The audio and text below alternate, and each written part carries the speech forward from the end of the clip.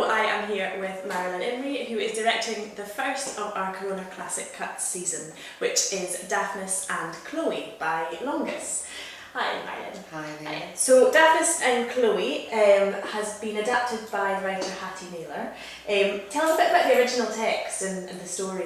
Well, it wasn't a play, it isn't a novel, but it's a very, very long series of stories of connecting adventures. If you can imagine a very, very early Greek version of The Hobbit and The Lord of the Rings, or even all the Harry Potter novels, you know, the adventures of these two young lovers who have to be together and long to be together, but the gods and fate intervene and they have many battles and trials and difficulties before they finally get together. So it's a very long story involving all the Greek gods, but mainly the god of love and Pan. And how did you come to choose it? Hattie, what was the relationship between yourself and Hattie? Well, Hattie and I have worked together a lot on theatre projects in Bath and on radio.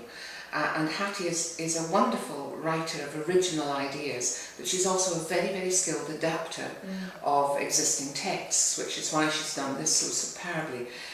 She's had a huge hit recently with a play based on a true story about a young boy and a pack of wild dogs in Russia called Ivan and the Dogs, and it's been touring all over Europe and South America, and it was nominated for an Olivier Award. She's also written a libretto for an opera about the first travels in space, which was on at the Queen Elizabeth Hall in London in April. And she has written a version of The Nutcracker and a version of Ben-Hur for a cast of 250, wow, which was done at Bath at the Theatre Royal. So she's very, very experienced at telling classic tales and bringing them down to size, and she's done a lovely job here. She has, yeah. I saw a run through the other day. So tell me a bit about what she's done with the piece and the kind of the tone that comes across. So it's obviously about these young lovers, but it's very, very funny, this. Well, the great thing about all these stories from ancient worlds is that everything they talk about and the experiences the young lovers have are relevant to today.